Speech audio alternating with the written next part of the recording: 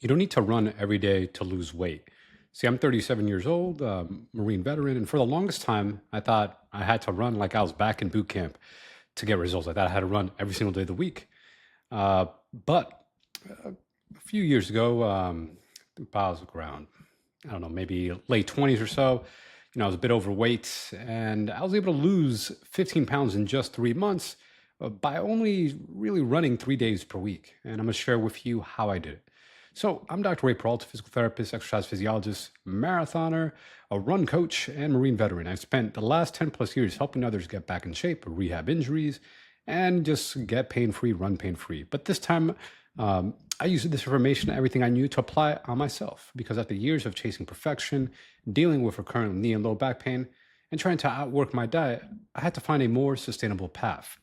This video, I'm going to walk you through the exact strategy I used to help drop the 15 pounds in 3 months. Why I only ran 3 times a week. How I tweaked my eating using intermittent fasting, and how I train smarter, not harder. And how you can do the same, especially if you're over 30 and tired of feeling broken. So here's the truth: you don't need to run 5 or 6 days a week to lose weight. In fact, that's how a lot of vets overtrain, get hurt, and give up.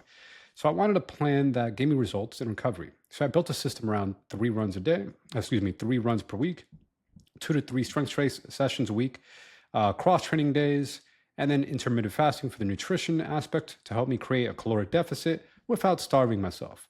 The focus wasn't just on burning calories, but on preserving my joints and building consistency. So let me break down how the weight came off. So on the exercise side, I aim to create like a 250 calorie deficit. So I burned about 250 calories to 300 calories per day through on the running days, usually running, let's say about 3 miles or so, 3 to 6 miles per session. Obviously, if I ran 6 miles, it's going to be almost double that. It's going to be like almost 600 calories. And then on the days I didn't run the low impact day or the cross training days. So cross training is anything that's aerobic or cardio in nature. So walking is actually aerobic. It's just very low intensity or low impact. Biking is also cardio, or rowing, or even rucking. Walking with a rucksack on or a backpack. Right. So I did 2 days of like low impact cross training. So, 20 or 30 minute walk, 20 30 minute bike or ruck, and then 1 or 2 days of strength training per week. So usually do a full body routine combination of calisthenics, bands, weights. So things like squats, deadlifts, push-ups, pull-ups, lunges, right? Great exercise to do. And this can be enough to burn without overloading my knees or backs, right? And also with the strength training, I didn't do multiple sets. I'm just a big fan of doing a single set to fatigue, right? So I'd take, like, say, the squat, just go single set to fatigue instead of doing multiple sets, and then potentially putting me at risk for just overdoing it and getting way too fatigued or tired by doing way too much volume in terms of strength work and running work. And then on the nutrition side, I created a 250 calorie deficit. Here's what I kept simple. I followed a 16-8 intermittent fasting approach, eating between the hours of 12 to 8. So essentially I'm eating between lunch and dinner time, even had snacks in between there as needed. I didn't really count calories, but I did reduce my fat intake slightly using my hand to measure portions. So a uh, thumb is about one serving of fat, right? So if I remove two of thumbs servings of fat, so think about like 2 tablespoons of peanut butter, a couple slices of avocado, right? Olive oil, right? I didn't eliminate altogether, but just reduced a little bit. So I didn't eat as much peanut butter, for example. So I removed 2 or 3 thumb servings of fat. And why fat? Because it's caloric dense, right? It's easy to overdo without feeling full, right? Now, a lot of times you could eat jars of nuts or peanut butter and not even realize you're eating so much of it. So just decreasing a little bit, right? A serving of fat, 1 gram of fat is about 9 calories. So a thumbful, which would be considered like a serving, is about 10 grams. 10 times 9, that's 90 calories. Right? It's cutting out 3 thumbfuls of fat. That's about 270 calories per day without even actually having to track it or document it that you're doing it. Just be mindful you're not eating as much fatty foods or decreasing the fat content of your foods. And I kept carbs relatively the same because I like having carbs to fuel my workouts, especially the ones like having my fruits, fruit juices, and having oats, grains, rice, etc. I liked having the carbs. So here's what a typical training week looked like for me. So Monday would be a rest or walking. Tuesday I'd do like a tempo run or a threshold run, anywhere about 3 miles or so. Sometimes a little bit more, sometimes a little less. Wednesday I'd like to do either bike or mobility work. Sometimes I also do strength training that day as well. Thursday, I do like intervals, either hill sprints or a treadmill, or even intervals on a bike or jump rope. Friday, I would strength train again. Saturday, I like to go on a long run, maybe about 6 miles or so, plus or minus. Might go a little more, a little less. And then Sunday, I'd also go for like an easy walk, stretch it off. So that's it, just three solid run workouts. Again, and if you want to like take some notes, it'd be like a tempo run or a threshold run. A speed workouts is a shorter intervals, like think repeat quarter miles. All right. And then a long run. So think about like a 6 mile long run, or if that's too much, maybe start with 4 miles. Right. And then cross training with either bike, running, rucking, swimming, rowing, and then lifting. I like full body lifting, like 2 times a week.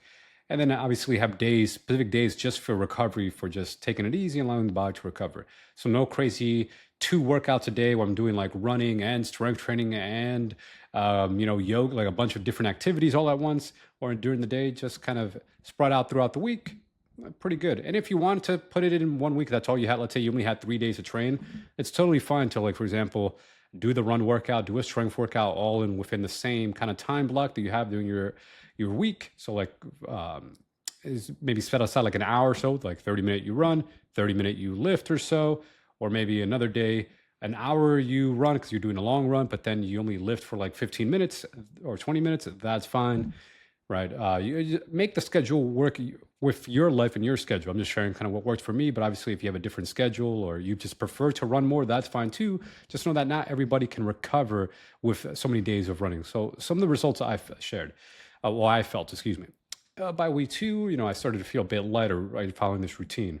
Week 4, noticed that the run started getting easier. By week 8, I noticed, hey, my pants were feeling a bit looser on me. And then by week 12, I was like, whoa, I just got down to like 15 pounds. My knees felt better. My back felt better. And I looked forward to training again. And then it feels like such a grind. So why this works? You could lose weight with just running alone, right? But you usually have to run like 35 miles a week. And that's like typically what people do when training for a marathon. But the problem is people tend to overeat. The metabolism changes to on the non-exercise days to slow them down. So it's not really the most realistic for most people. Yes, you can, out exercise and really burn it, but it's really intense, really put a lot of stress on your body. And if you're not used to it, it could lead to overuse injuries, specifically at the knees, right? The hips, the ankles, lower body injuries, typical like runner's knee, for example. So I prefer just training just 3 days a week. And you can, in fact, train for a marathon doing 3 days a week as well. Just like sharing what works for me. And the folks I've worked with as well as a physical therapist and exercise physiologist, that they find that it's better on their body just training 3 days a week instead of doing like 6 days a week of running. Combined exercise with diet, right? So you're going to get this exercise and diet caloric deficit, which is about 500 calories per day. So it's more sustainable than trying to, again, just burn it all through exercise alone, or trying to, decrease your like 500 calories through diet alone, because you might feel way too hungry if you it's almost like removing an entire meal or so.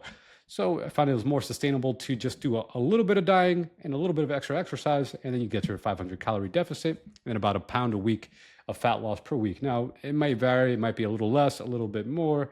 It may vary week to week. But don't get too hung up at it. Over time, if you stay consistent, you'll see results. I'm a fan of doing low fat versus low carb, just because, again, fat, a lot of people tend to just have too much fat anyways from eating processed foods. So if you start cutting out the processed foods and decreasing like very fatty foods that, maybe even if they're technically relatively healthy fats, if you just decrease a little bit is an easy way to decrease the caloric content and still enjoy your carbs and protein as well. Enjoy those other macros in your foods. And then fasting helps regulate insulin, keeps the eating window tight, right? So it simplifies nutrition. You're not thinking, oh, how many meals did I have today? Right? You can just kind of squeeze the meals in a certain time window, and also helps kind of control your cravings. So you're like, oh no, there's a donuts in the office. You can say, hey, I'm in my fasting window. I'm not going to have those donuts.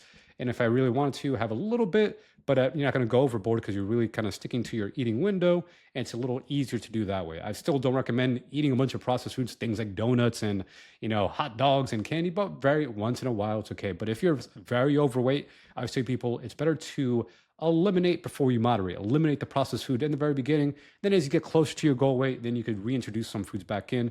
But if at the very beginning, again, if you're very overweight, I say eliminate before you moderate, because it's just too tempting to slide off the diet and really start just binge eating processed foods.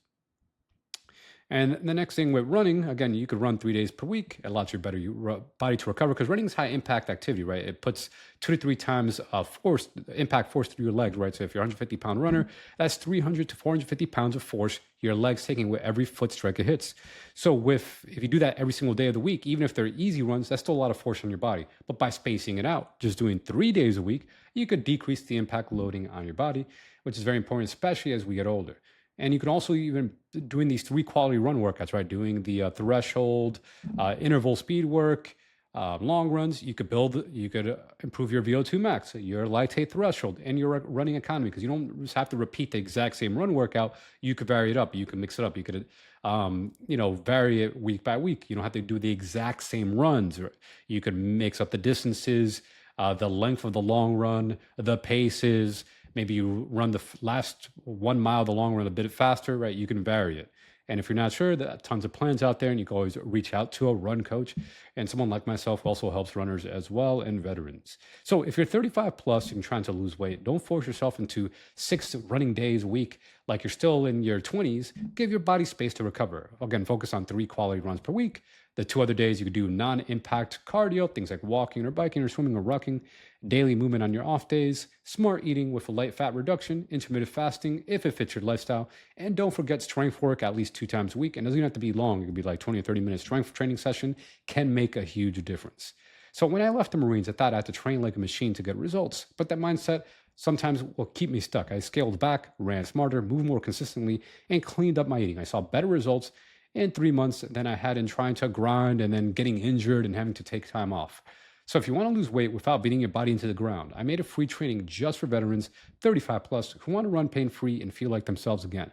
Check the link in the description. And if you're looking for custom one-to-one help, in that same link, you could also book a free strategy call and I'll walk you through the exact steps I used. You don't have to do this alone. Let's rebuild your edge together.